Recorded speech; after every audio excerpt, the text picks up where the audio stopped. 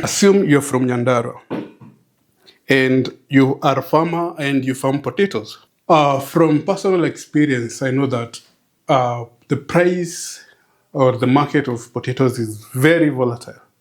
One season, gunia is selling at 4,000.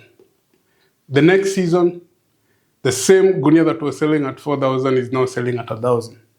Next season, 2,500. Next season, 900.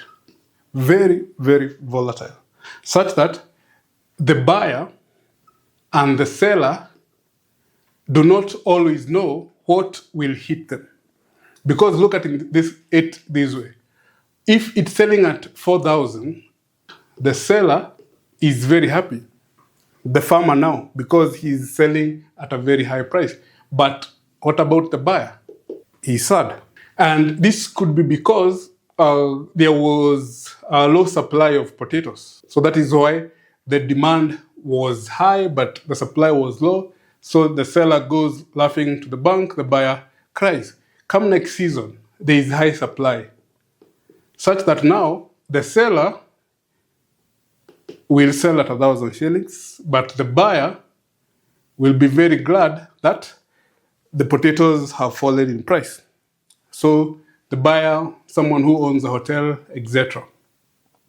Let's give these people a name. Let's call the farmer Henry and the buyer Anne. What could Henry and Anne do to avoid these scenarios? Where at one point, at any one given point, someone is happy, someone is sad. There's no point, maybe probably, the only time where both were indifferent was when they were selling at 2,500. Otherwise, at 900, the farmer was sad, the buyer was happy. So what can these two do such that they can avoid these kind of phases at different, or rather every different season? Because what this shows is the same scenario with an investor who is trading in stocks. At one point, the stocks are very high, but at the next point, they have fallen in value. 1 week later, up, 1 week later, down. And remember, because of the imperfect information, he can never be able to tell. So at any time when the investor is buying the shares, he finds he's buying them at a very high price. When he wants to sell them, he finds that the prices have fallen again. So it's always that kind of volatility that we're talking about. What if Henry and Anne came to an agreement? They say that let's agree on this day, February 25th, that as I'm planting my potatoes today, 3 months from now, in May 25th, I will have my harvest. But I don't know what the price will be. So Henry and Anne agree that Henry will sell the potatoes to Anne at 2,500 shillings, irrespective of what the market price will be. So if at this price, Henry is able to cover his costs and make a small margin, and at this price, the buyer, Anne, is able also to, it's a cost that she's able to put a margin and still get buyers for her commodities, or if she's a reseller, she's able to add a margin.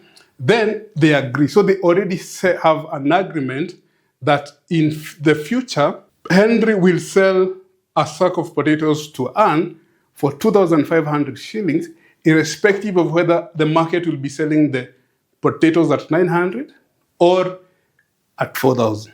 So in that case, both Henry and Anne will be happy. So the same way, the Nairobi Stock Exchange NX derivatives market offers investors who are a little sophisticated, through, of course, the funds management companies, because those ones are the ones who are able to do the research and all that, derivatives for individual stocks and for an index stocks. What do sophisticated or elite investors do? They go to the NSE Next derivatives market and they trade in the stocks using this concept of derivatives. Let me explain. By the use of derivatives market, or the investments in the derivatives market, the investors almost always never lose.